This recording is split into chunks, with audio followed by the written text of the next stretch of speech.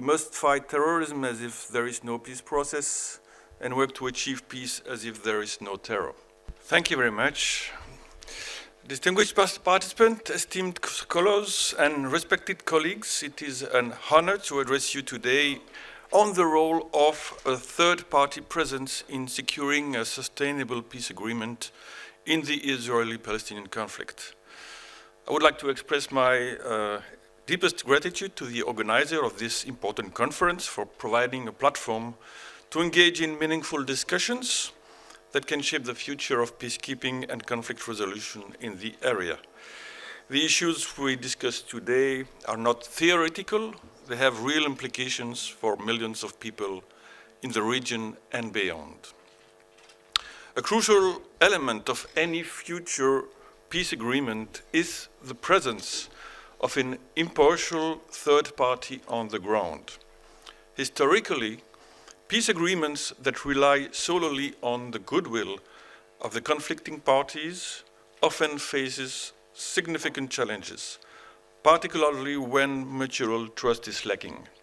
The deployment of international peace support can provide a reassuring presence that enhances the credibility and durability of any negotiated settlement. But why is this presence necessary in the first place?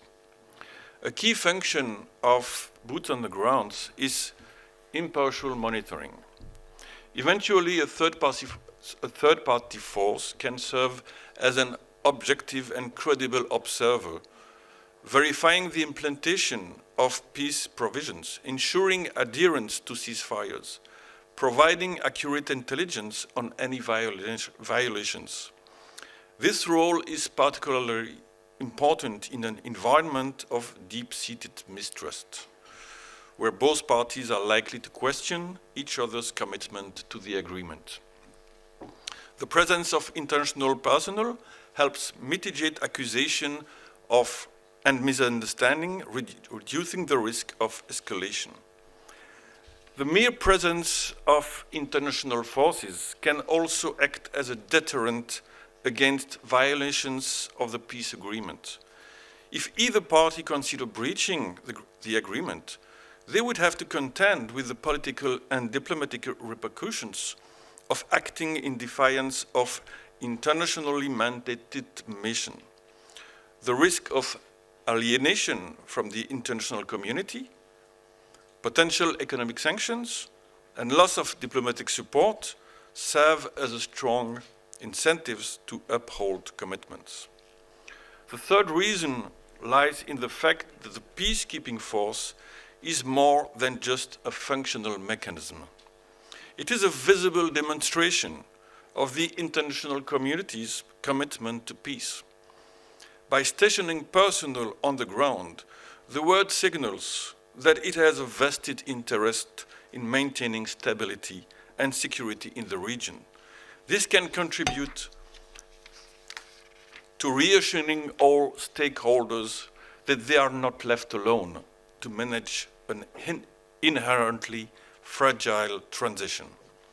Lastly, an international presence not only reassures the direct parties to the conflict, but also fosters a broader sense of security in the region. Neighboring countries, global stakeholders, and international institutions all benefit from a stable and predictable Middle East. This reassures investors, encourages reconstruction efforts, and supports long-term peace-building initiatives. So while the necessity of boots on the ground is evident, the structure and institutional framework through which such a mission would be organized remain a critical question. I see three potential models that merit consideration. The first model that comes in mind is the UN peace operation. The United Nations has a long history of peacekeeping operation and carries significant legitimacy. In theory, a UN mandated mission would provide the most internationally recognized and widely accepted framework. This model also offers also greater capabilities for efficient coordination with the other UN deployments in the area. However, given Israel's historical skepticism towards UN peacekeeping forces, this option may not be politically feasible. The past limitation and perceived biases of UN missions in the region may render this alternative unacceptable for certain stakeholders. So if not the UN, then the Arab League should then be considered. The Arab League has previously been proposed as a peacekeeping actor and could play a significant role in a future mission. Given its regional identity, an Arab League mission could be perceived as more acceptable, while maintaining a level of neutrality necessary for effectiveness. However, the Arab League lacks extensive peacekeeping experience and would require additional logistical and operational support.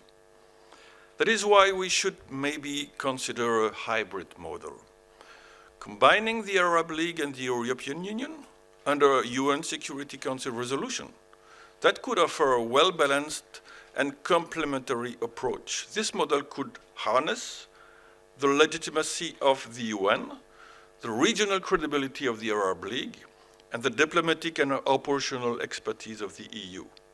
Such a framework would ensure broader buy-in from the international community and increase the mission effectiveness.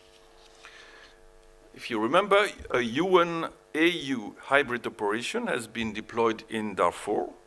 So there is a precedent. It would not be the first hybrid operation.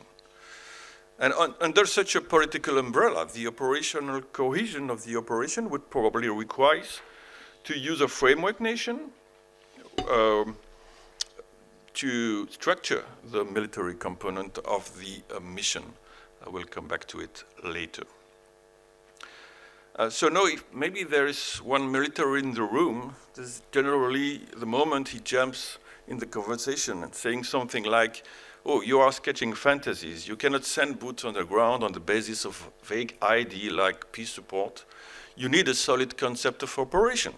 So, all right, let's try to sketch a concept of operation. So given the geopolitical context, we can posit that the concept of operation for a third-party presence must focus on peace support rather than coercive action. This implies creating and preserving conditions on the ground that are conducive to the peacemaking process rather than enforcing agreements through military means. While the envisaged peace operation will necessarily be ad hoc in many ways, it will nevertheless retain some characteristics that proved efficient through the long history of UN peacekeeping: impartiality, parties' consent, prior ceasefire, restraint in the use of force. It's not a peace enforcement mission. I also think that considering the humanitarian situation in Gaza, the operation should be structured under the model of UN integrated mission that consists, briefly said, in a system-wide UN response through subsuming actors and approaches within an overall political strategic crisis management framework. Such a comprehensive operation could, for instance, assume some of the function of the United Nations Relief and Works Agency for Palestine Refugees, UNRWA. The transition from humanitarian relief to a structured peace support mechanism would signal a shift towards long-term solution rather than emergency responses. As a consequence of its integrated nature, the peace support mission should feature three distinct yet interlinked components. First, a police component. The mission should support and train the Palestinian Authority police in both West Bank and Gaza. Capacity building efforts, professional training, institutional strengthening would help develop a robust and credible security force capable of maintaining law and order. Second, a military component. The military wing should focus on preventing the remilitarization of Gaza and mitigating tensions in the West Bank during the peace talks and during the implementation phase. Key priorities would include monitoring the full demilitarization of former conflict zones and preventing violence between Israeli settlers and Palestinian civilians. How and at what pace it should happen, especially in the sea area of the West Bank, will certainly be one of the toughest aspects of the pre-negotiation needed to grant the parties' consent. And third, we need a civilian component. Civilian experts would be tasked with governance support, human rights monitoring, confidence-building measures, strengthening local institutions and facilitating dialogue among communities would be central to long-term stability. One of the tasks ahead will certainly to support Palestinian Authority to convene the Palestinian people to a free and fair electoral process. The troop strength that could be envisaged would be something like 5,000 military personnel, 500 police officers, and 500 civilian experts, with an estimated annual cost of $300 million. Given the hybrid nature of the operation, this cost should be covered partially by UN-assessed contribution, and the other part will be brought in voluntary contribution. This scale of deployment is both realistic and effective, striking a balance between operational feasibility and financial sustainability.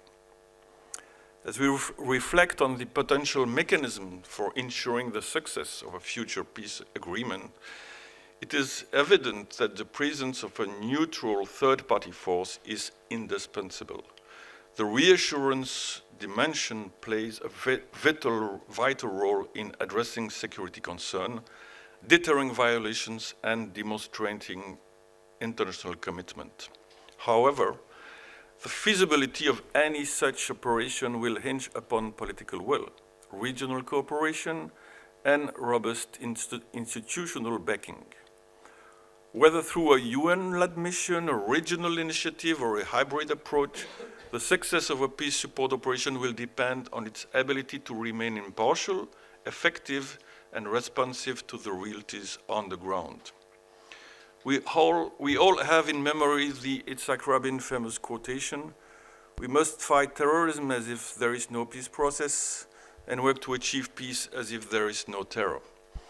Somehow, international boots on the ground and peace talks will have to find their way to reinvent Rabin's approach as how to articulate in a mutually reinforcing dynamic the peacemaking talks on the one side and the management of any unrest on the ground on the other side.